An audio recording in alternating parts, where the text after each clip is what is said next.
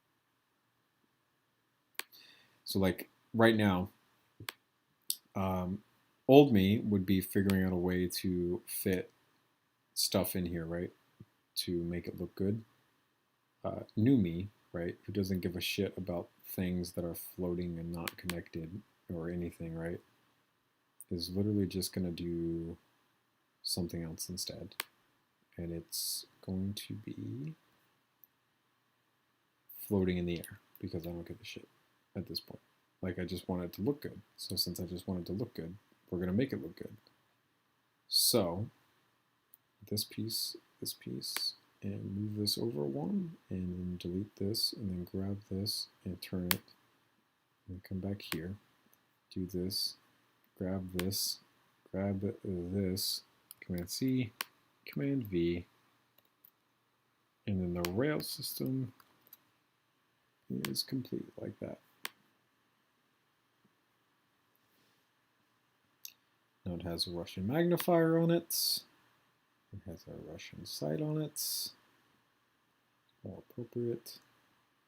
File, save as.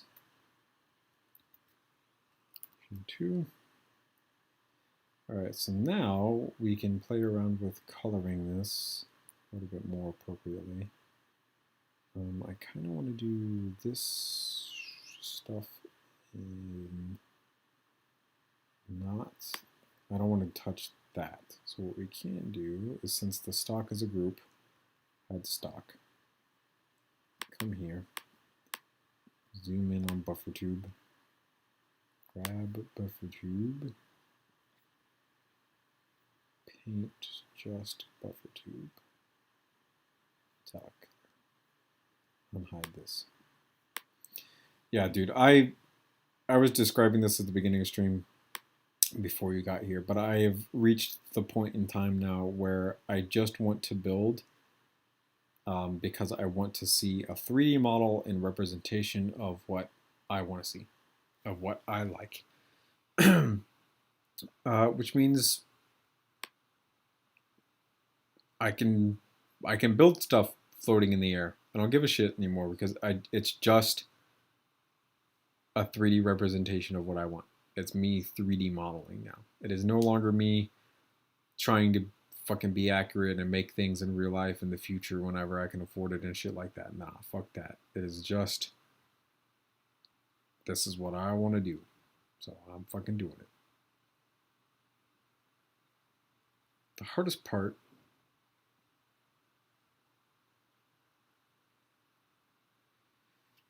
so for instance, if we look at, hold on, let me save this because there is a file that we can open that I do have. Where's it at? This one, this one. This is how I know that things are one-to-one. This is the start of the Snipex T-Rex, that Bing rifle that we talked about a little earlier. This smaller set of studs laid out right here, these bricks, is the barrel length, and then these studs in the back right here is the overall length. This is how I know that things are one-to-one via barrel length, overall length. And at some point, this will be the system that I convert to using, which is basically the same thing, except better. This is the Smith & Wesson Model 27 scale that I have set up. This is essentially the same exact thing that Opalist does for a lot of his builds as well. This has started in the community via Plaquebar and a couple other people. See you later, Opalist. Thanks for stopping by, dude. Really appreciate talking to you. Basically, I take this image. I know that overall length of the Smith & Wesson Model 27 ends at the end of this plate, right? I take this, I take it from a sideways view, flat on, essentially like this. Take a screenshot, I overlay this on top of a real image of a Smith & Wesson Model 27 that's flat on from the side. I match up overall length from here to here, and then I can physically see how these arch pieces are kind of set up for the grip. This is the start of a Smith & Wesson Model 27 grip. The rest of it is in stud.io right here. I'm not going to open it. But that's how I scale things digitally so that they're perfect with everything that they need to be perfect with. So I don't, the scaling isn't the problem. Scaling is actually like way easier than most people think it is, honestly. The problem with most building digitally is going to be mechanisms of some sort that do one thing or another with the gun. That's hard. Finding out how to do mechanisms in LDD, not easy. I can say that it works a certain way, but I can't physically show off that it works a certain way because it's LDD, and LDD doesn't work like that, which means I'm not really doing anything in the long run to really back up my case that, oh yeah, it just works like this. Yeah, that's not how things go. Because LDD is not a physics-based engine, really, if you think about it. Like, it's just a computer saying, yes, piece can fit here, no, piece cannot fit there. And that's pretty much it. I'm trying to figure out what color I kind of want this. I might just keep the gray. Raise buffer tube by stud. I think I can do that by getting rid of that. Taking this, moving this, taking this, placing that, taking this, doing this, doing this, getting rid of this, replacing with this, coloring that, taking this, actually delete, place that back. Groups, hide this one, grab, duplicate, unhide, grab, move up, and boop. Perfect. All right, so that's open this request done.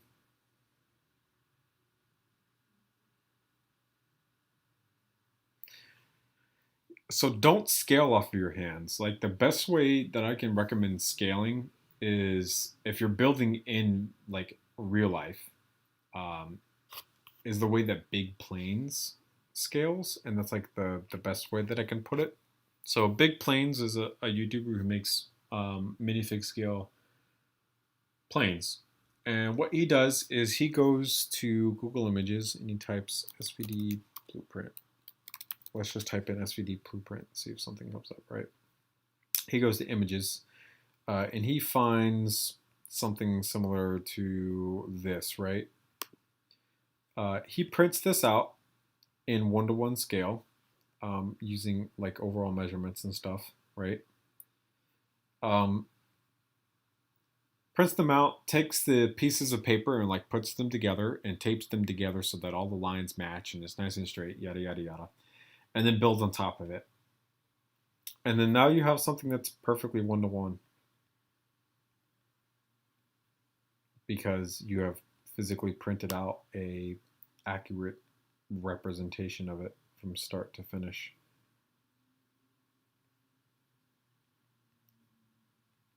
I think 3D or Big Planes has a video on his channel describing how he does it if you want to go watch that to figure it out, because it would probably be super helpful, beneficial.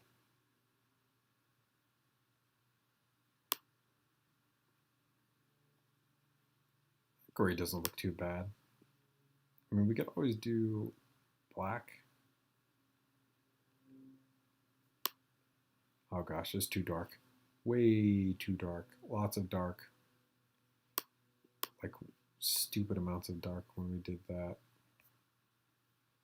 And the bolt should be a different color. Let's make it boop. So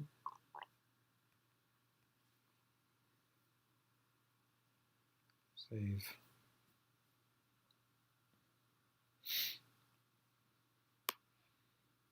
Boom.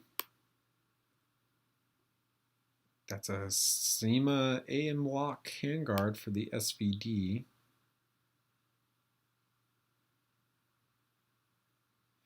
So that works. Airsoft models are super cool. I knew one guy in the community for the longest of times would literally just buy super cheap airsoft guns to use for accurate scaling of representations and stuff like that. Obviously, I mean, at that point, why even bother with the Lego model if you can just use the airsoft one to play with? Sorry, Leon. But yeah, no, it could totally be done to use airsoft ones for everything that you need instead of having to do blueprints and stuff. I recommend the blueprints. The blueprints are good so for physically building one-to-one scale. Openness does it. I'm going to start to do it and using the whatchamacallit that I was talking about. Studio and the little Smith & Wesson Model 27 thing that I was talking about. I kind of want to start doing that with builds and stuff, which obviously requires, like, you know, patience, but it is what it is. It can be done.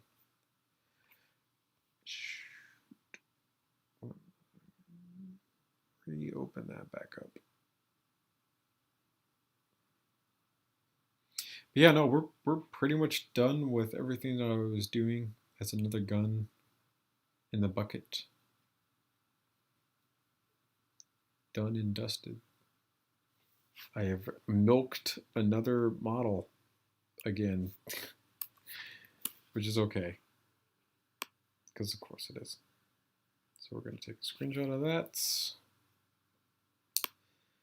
All right, so since I'm done doing what I'm doing, I really don't have much else to talk about or say. We have basically just built this, but as this. I'm going to go ahead and get off. I'm going to set this to render in Studio 2.0. I'm going to render it. I'm going to upload a screen that render to YouTube, Discord, DeviantArt. I'm going to put that render basically anywhere and everywhere. So that's it. Thank you guys for sticking around and watching to the end of stream. I appreciate talking to everyone who came out. Thank you guys so much for watching. See you guys later.